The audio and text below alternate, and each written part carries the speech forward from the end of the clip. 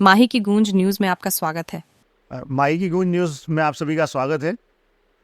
आज हमारे साथ में दो खास मेहमान हमसे जुड़े हैं और उनको जोड़ने का कारण आज ये है कि जो 2023 का चुनाव होने वाला है उसमें किसानों के लिए सरकारों की क्या योजनाएं हैं, क्या जो अब तक की सरकारें आई वो किसानों के लिए वो सब कर पाई है जो सरकारें दावा करती है, किस प्रकार की समस्या किसानों को आ रही है और किन प्रकार की समस्याओं से किसान जूझ रहा है और किन सुविधाओं से वो उबर सकता है।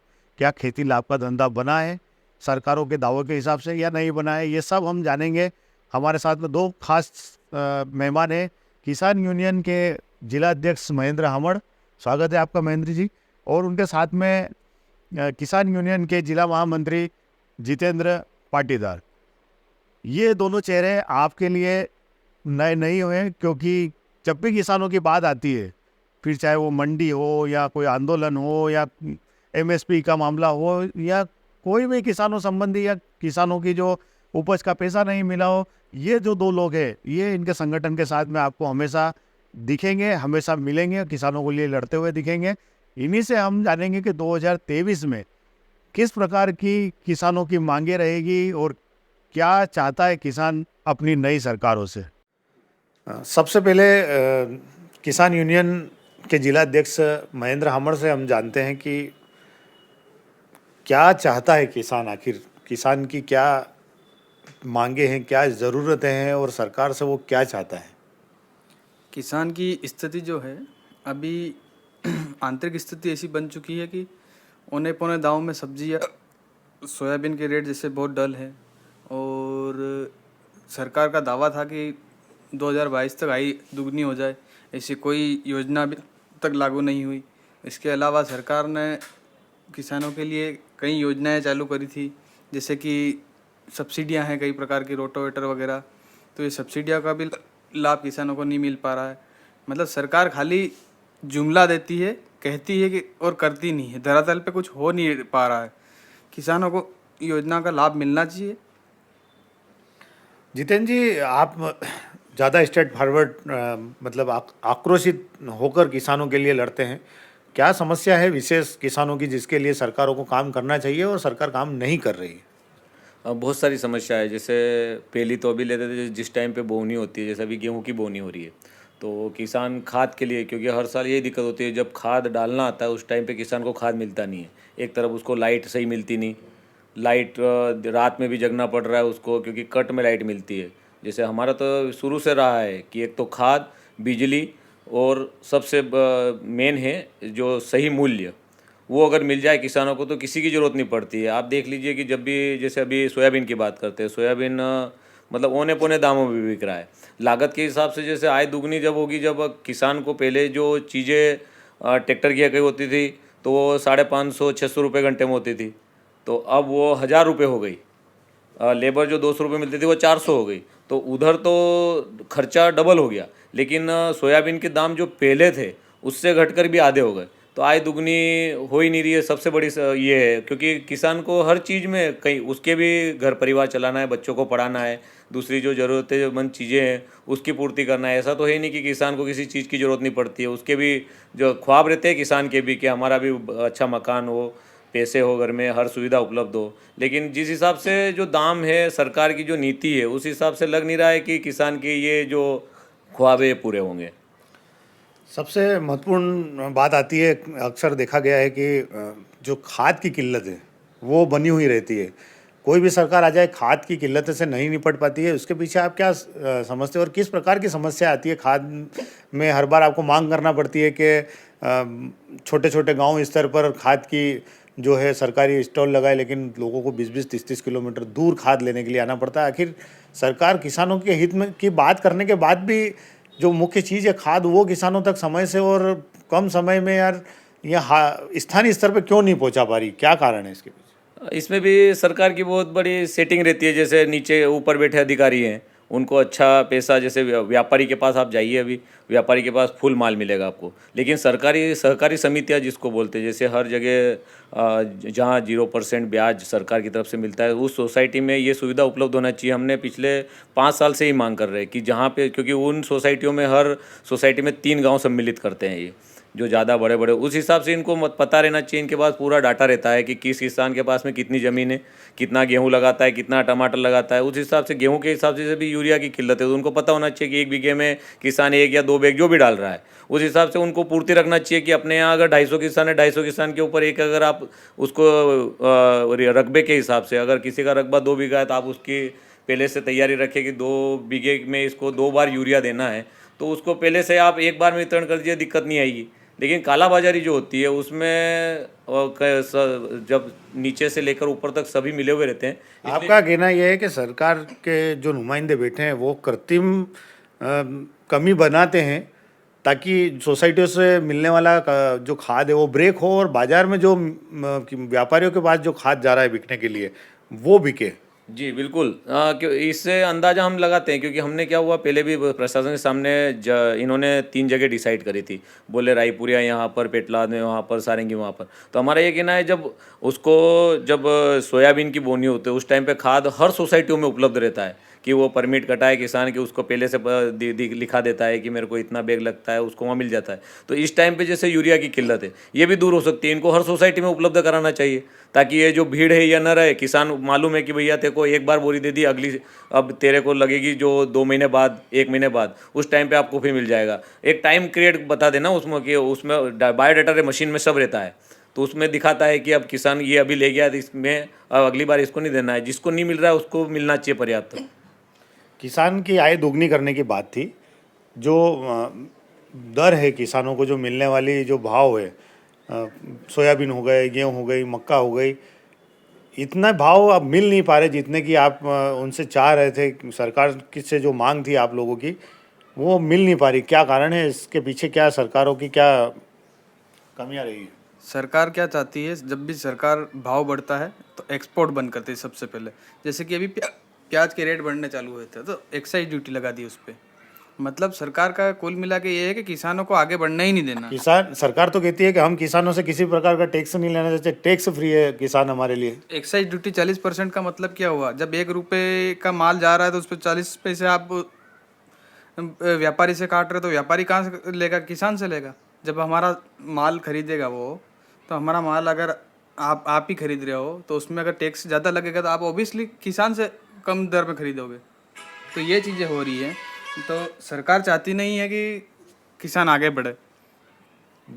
बैंक से बिना ब्याज के पैसा दिया जा रहा है, सब्सिडी दी जा रही है, सरकार सम्मान निधि, मुख्यमंत्री सम्मान निधि दे रही है, प्रधानमंत्री सम्मान निधि दे रहे हैं, 8 लेन तैयार हो चुका है आपके वाहनों के यहाँ से निकलने के लिए, आपकी सब्जियाँ बड़े से बड़े मंडी में पहुँचाने के लिए, कम से कम समय में पहुँचाने के लिए साधन बनाए जा चुके हैं। फिर कौन सी परेशानी है? 8 लेन के लिए मेरा ये कहना है कि जब कृषि की दर से देखा जाए तो सबसे अगर अच्छी जगह है ज़िले में तो वो पेटलाद है।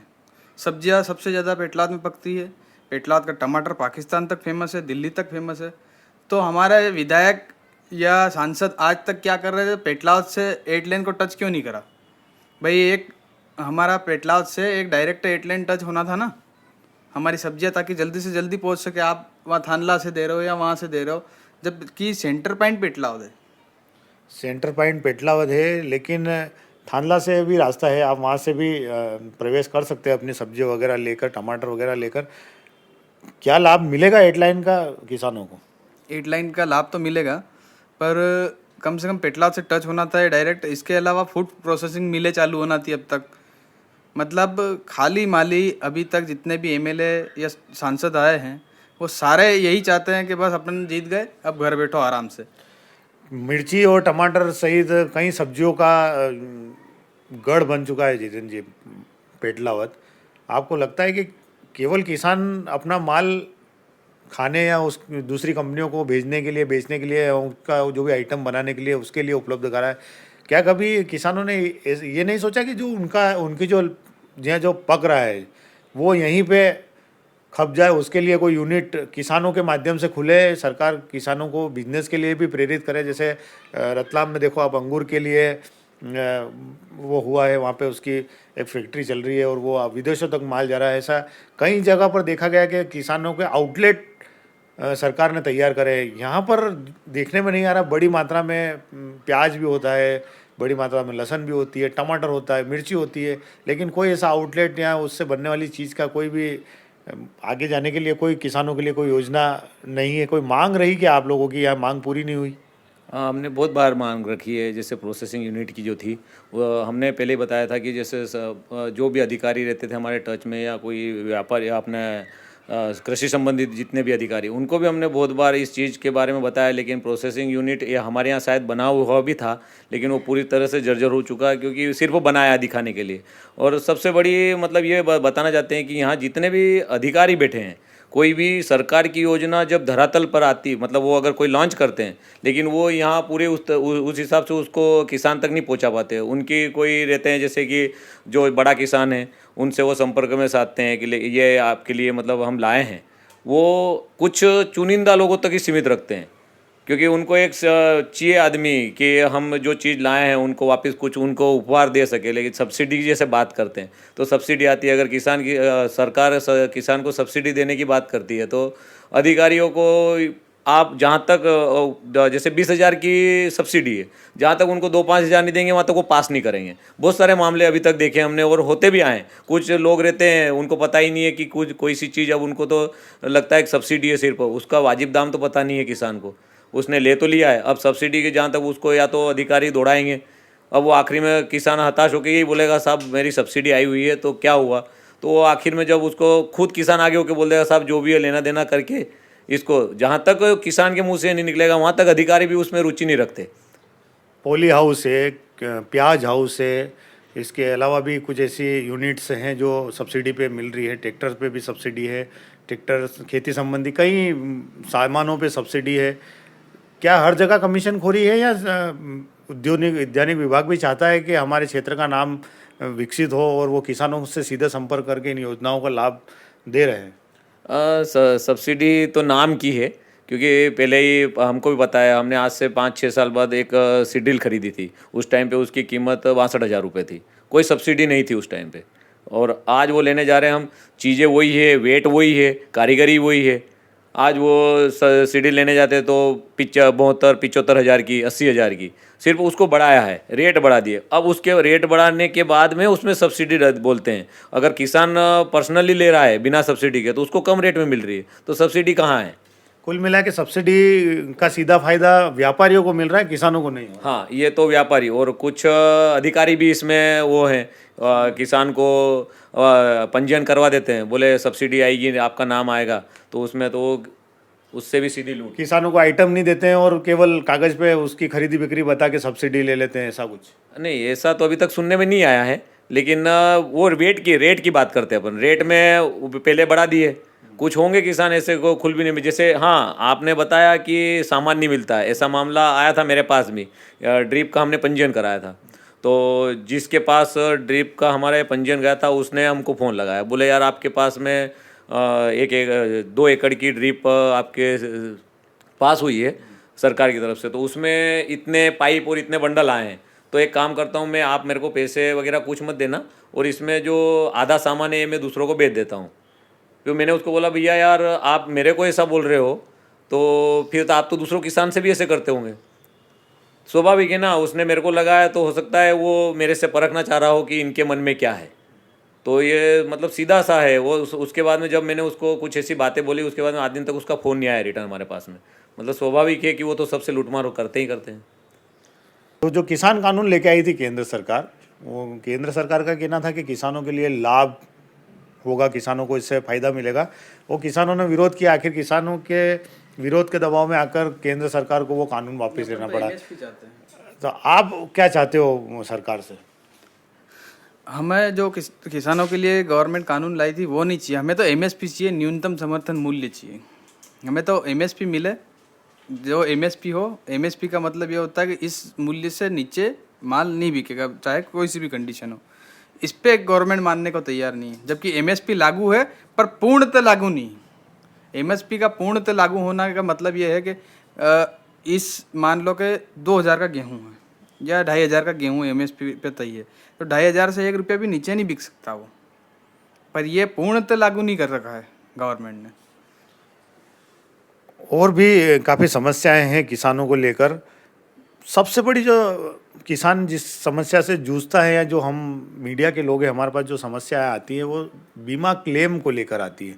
फिलहाल हालांकि अभी 2-3 सालों में सरकार है अब क्लेम देने लगी है, जो कि किसान जागरूक हुआ है। क्या किस प्रकार से ये बीमा क्लेम की समस्या आ रही है किसानों को, क्या तकलीफ है? नहीं, उसमें भी बीमा क्लेम में भी हमारे यहाँ साथ तो धोखा ही होता है हमेशा। झाबुआ जिले के किसानों के साथ तो हमेशा धोखा हो रहा है।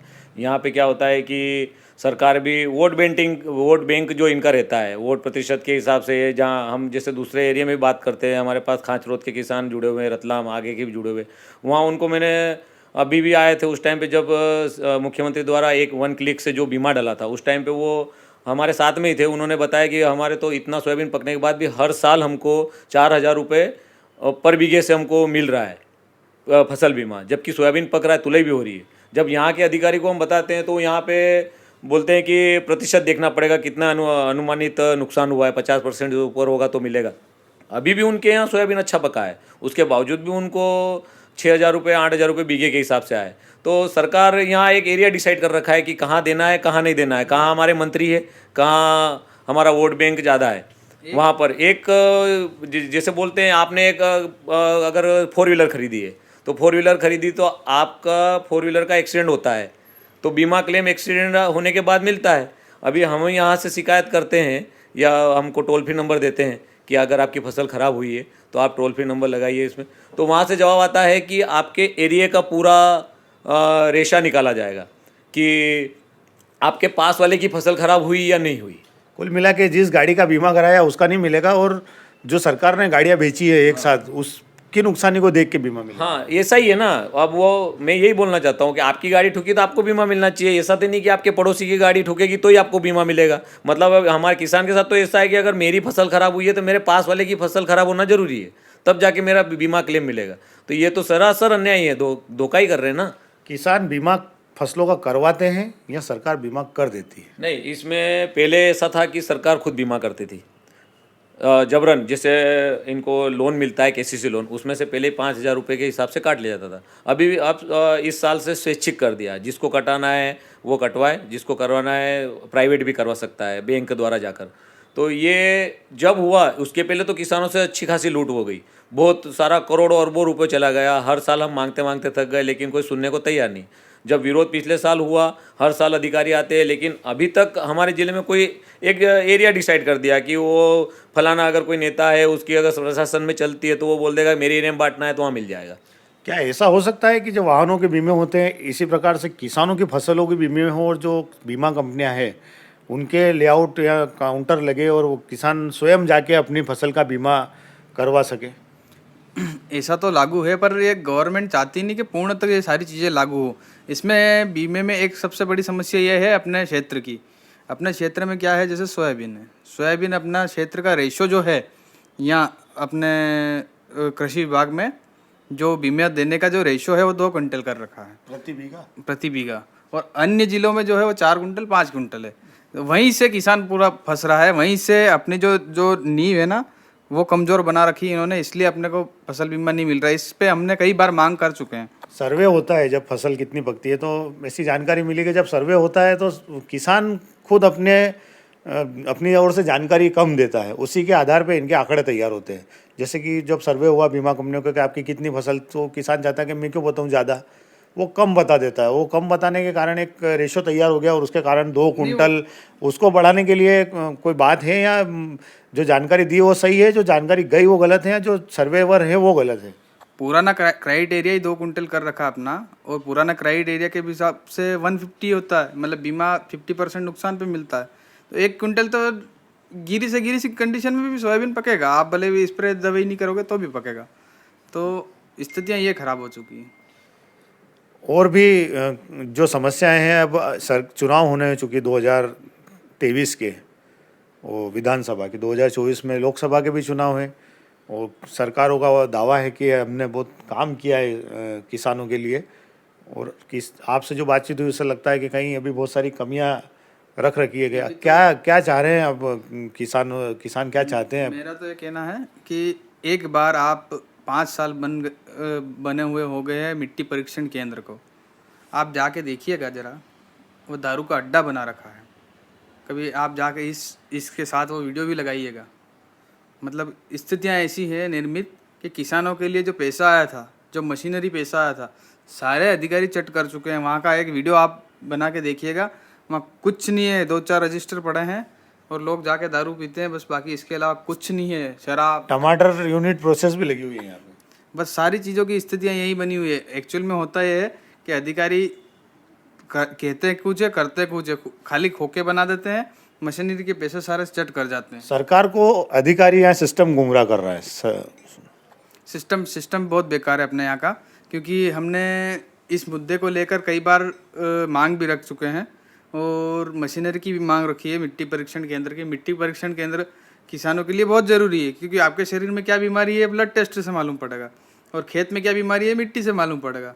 तो उसको लेकर भी हमने बहुत सी कोशिशें करी, पर आप वहाँ की स्थिति देखी जाए तो कतई ये नहीं लगता कि कम से कम गवर्नमेंट ने कुछ 5-25 लाख रुपए वहाँ खर्च करें।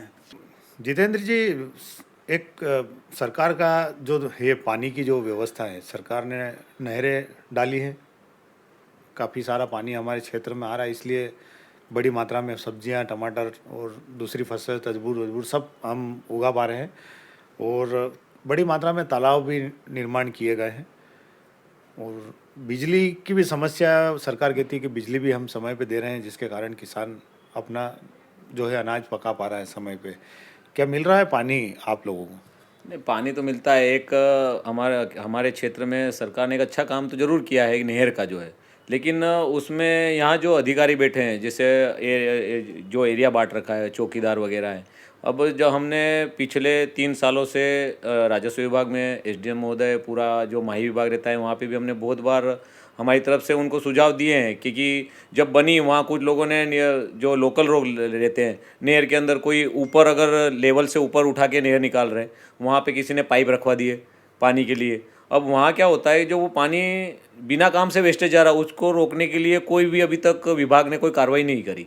हर बार ये दिक्कत आती है, जो हमारे यहाँ नहर में पानी, नहर के अंदर जितना पानी नहीं जाता है, उससे ज़्यादा तो आइट साइड की जो नदियाँ हैं, छोटी छोटी जो खालिया वगैरह बोलते हैं, छोटी नदी रहती है, उसमें उससे 2 गुना पानी जाता है, जो व्यर्थ है।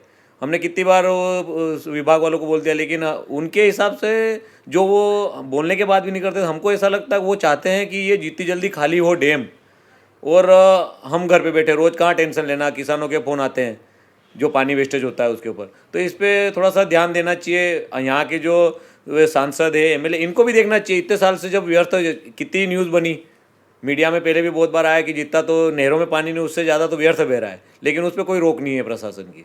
क्या स्थिति है नहरों की हमारे क्षेत्र में अभी? नहरों की स्थिति जर्जर हो चुकी है, और जितने भी ये पाइपलाइन द्वारा कुएं वगैरह थे, एक भी सही से चल नहीं रहा है, ना लाइटें चल रही इस पे सही। कई बार हम शिकायत भी कर चुके हैं, कई लोगों के खेतों तक आज तक पानी नहीं पहुंचा है। सरकार कह रही 12 घंटे बिजली दे रहे हैं हम किसानों को लगातार। नहीं, बिल्कुल नहीं आ रही बिजली। तो 6 घंटे दिन में और 4 घंटे रात में ये शेड्यूल है। 15 दिन में ये शेड्यूल चेंज हो जाता था। 10 घंटे से ज़्यादा बिजली नहीं आती, जबकि किसानों को कम से कम भी 15 घंटे तो बिजली की विशेष आवश्यकता है। जितेंद्र पाटीदार और महेंद्र आमड़, जब भी कोई बड़ा नेता आता है तो काले झंडे लेकर तैयार खड़े रहते हैं। मुद्दा है या नहीं है, कि या सिर्फ पब्लिसिटी? नहीं, हमारे हमेशा मुद्दे रहते हैं। हमको हर बार यही गुमराह करने की बात होती है। जब पिछली बार भी हमने प्याज और लहसुन के लिए बात करी थी, तो यहाँ के संबंधित अधिकारी जो प्रभारी रहते हैं, हर बार हमको मंत्रालय, गृह मंत्रालय का नाम लेकर बोले आपकी जो मांगे वो पूरी की जाएगी। हमसे लेटर वगैरह सब ले लेते हैं, लेकिन अभी तक कोई मांगे पूरी नहीं। अरे हाँ, आप इससे अंदाज़ा लगा सकते हैं ना, अगर हम गलत है तो प्रशासन है, सरकार इतनी बड़ी, हमको जेल में डाल सकती है। डरती है सरकार किसानों को किसी भी प्रकार की कार्रवाई करने से कि भाई किसान नाराज हो जाएंगे। हमारे मुद्दे सही है ना। अगर हम गलत होते तो सरकार के पास इतना पावर है, कि हमको जब ऐसे काम करते तो हमको उठा के जेल में डाल देना चाहिए, हमारे ऊपर कार्रवाई होना चाहिए, लेकिन मुद्दे सही है, धरातल पर नहीं है ना कोई काम। इसीलिए तो किसान हमारे साथ, हमको हमेशा कुछ लोग नेता लोग बोलते हैं तुम 2 जने हो ना, हमने ये नहीं सोचा, हमने आज दिन तक हमने इतने बड़े बड़े काम किए, हमने कभी किसी का श्रेय नहीं लिया। हमने व्यापारी, जैसे यहाँ सोयाबीन का एक तोल हुआ था, एक व्यापारी द्वारा 28 लाख का वो पेमेंट किसान को नहीं दिया था, हमने 24 घंटे के अंदर पेमेंट करवाया। क्यों? क्योंकि हमारे हमारे साथ में हमारे साथ में कोई खड़ा नहीं रहता, दिखता नहीं, लेकिन हमारे पीछे बहुत किसान है जो जिसके लिए हम काम करते हैं। सब हमको ये मानते हैं कि आप हमारे लिए हैं, एक आवाज़ में खड़े होते हैं। सही मुद्दे हमारे पास जो आते हैं वही चलते हैं। और सबसे बड़ी बात, हमको बताने की जरूरत नहीं है, आपका मीडिया है, सब पता चल जाता है लोगों को कि क्या दिक्कत है।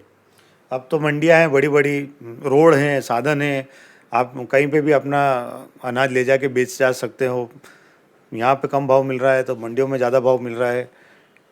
यहाँ से बाहर जाने की योजना नहीं बनाता किसान, यहाँ के यहाँ माल बेचता है और उसके कारण ठगा जाता है, ऐसा है? नहीं, उसमें क्या है कि सबसे ज़्यादा तो किसान इसलिए परेशान होता है। जैसे मैं खुद, मेरा एक वाक्य सुनाता हूँ। मैं 2 साल पहले मेरी खीरा की फसल थी, तो मैं यहाँ कम दाम मिलते थे तो मैं खुद मेरी गाड़ी से मैं जयपुर लेके गया। जयपुर मंडी रात में तो कोई पुलिस वाले नहीं मिलते हैं। हमने बराबर जो नियम में होते हैं, टैक्स वगैरह कटवाना है, जो भी हमने बॉर्डर से टैक्स कटवाया, 1000 रुपये जो सिर्फ एक दिन के लिए देना था वो भी हमने दिए। और उसके बाद में जब हम मंडी से निकले तो वहाँ की जयपुर की पुलिस हमारे पीछे पड़ी। उन्होंने रोका, बोले कि आपके कागज़, हमने पूरे डॉक्यूमेंट दिखाए, कंप्लीट हमारे पास जो था सब गाड़ी के टोटल कागज़ दिखाए। उसके बावजूद भी पुलिस वाले ने हमसे 1000 रुपये मांगे। तो हमारे साथ में जो दोस्त था उसने वीडियो चालू कर रखा था। मैंने उस टाइम पे जब सरकार की, मोदी जी की योजना आई थी कि अपना किसान अगर लगता है कि उसकी चीज़ें यहाँ नहीं बिक रही तो वो देश के कहीं कोने में ले जाके उसकी फसल बेच सकता है। तो जब मैंने उस अधिकारी को बोला, मैंने कहा सर आप बोलते हैं कि पेमेंट चाहिए, मैं कहा किस बात का पेमेंट चाहिए, हम तो कोई चोरी करके तो लाए नहीं है, हमारे घर की फसल है, हम बेचने के लिए आए। मैं कहा मोदी जी जब बोल रहे हैं हर जगह की किसान अपनी फसल कहीं भी बेच, आप अगर ऐसा रवैया करेंगे तो किसान कहाँ जाएगा? मतलब आप, हम तो पुलिस को भगवान मानते हैं और आप इस हिसाब से अगर, तो ये हर जगह दिक्कत है। यहाँ से अगर कोई चीज़ का भाव नहीं मिल रहा है, हम बाहर ले जाएंगे यहाँ से दूसरे एरिया में, जैसे मान लें यहाँ के रतलाम ले जा रहे हैं हम, तो वहाँ भी कुछ व्यापारी ऐसे रहते हैं कि अरे ये तो उधर का आया हुआ है, यहाँ का रेशो क्या बैठ रहा है उस हिसाब से खरीदता है, वो भी वहाँ उसके दाम गिरा देता है। चुनाव को लेकर क्या अब लग रहा है किसान किस दिशा में जाने वाला है? क्योंकि 2 पार्टियां मुख्य हैं और नई पार्टियां भी हैं, लोग हैं, क्या सरकार के साथ में जा रहा है या कुछ परिवर्तन चाहता है? हम सरकार के इस बार मुद्दे देखेंगे और जो यहाँ एमएलए बने वो सटीक से सटीक हमें बताए कि आपकी ये समस्या है, इसका हम निराकरण इतने समय में कर देंगे, तो हम उनके साथ जाएंगे, अन्यथा हम नहीं जाएंगे किसी। जो एमएलए है अभी यहाँ वर्तमान में है या जो पहले जो लड़ रहे हैं बड़ी पार्टियों से चुनाव, वो 2-2 4-4 बार के एमएलए रह चुके हैं, वो आज तक आपको संतुष्ट नहीं कर पाए। ऐसी स्थिति में अब भी क्या उनसे उम्मीद है कि कुछ सुधार होगा? देखो वो सुधरना चाहें तो देखते हैं, नहीं तो फिर कोई उम्मीद अभी तक तो दिख नहीं रही हमको। हाल में एमएलए है या पुराना एमएलए रहे हैं जो भी हैं, पर हम ये चाहते हैं कि इस बार किसानों को हम उनका हक दिला के रहेंगे कैसे भी करके। तो ये थे हमारे साथ में 2 किसान नेता, किसान यूनियन के जिला अध्यक्ष महेंद्र हमड़ और किसान यूनियन के जिला महामंत्री जितेंद्र राठौर, जितेंद्र पाटीदार, जो दोनों ने हमसे बातचीत की। उससे कुल मिलाकर हमारे सामने ये मुद्दा आया कि जो किसानों के लिए सरकारी दावे हैं वो कहीं ना कहीं सिस्टम का जो एक भ्रष्टाचार का जो हिस्सा है, जो भारतीय जनता पार्टी की सरकार के ऊपर जो आरोप लगे हुए हैं भ्रष्टाचार के, कहीं ना कहीं किसान की योजनाएं भी उस भ्रष्टाचार के खाई में जाकर किसानों तक नहीं पहुंच पा रही है, जिसके कारण किसानों को नुकसानी हो रही है।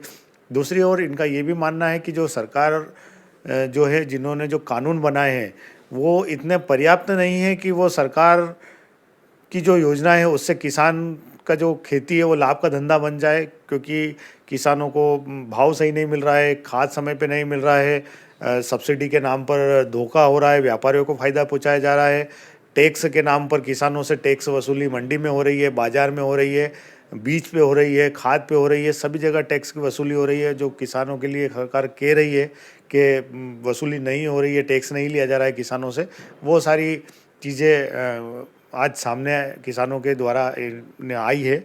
और एक चीज़ बड़ी ये भी सामने आई है कि जो कुछ योजनाएं हैं सरकार की, उसका पैसा ज़रूर सरकार के खाते में आ रहा है, बिना ब्याज के लोन भी मिल रहा है, लेकिन उसके लिए भी आपको बैंक में अच्छी सेटिंग चाहिएगी, प्रशासन में, राजस्व में आपका अच्छा रुतबा ओहदा चाहिएगा, तब जाकर आपको ये सारी चीज़ें मिलेगी। 2 किसान नेता हमारे साथ में थे, आप सभी का धन्यवाद। वीडियो आप देख के ज़रूर पसंद करेंगे, शेयर करेंगे और चैनल को लाइक और सब्सक्राइब ज़रूर करेंगे। धन्यवाद।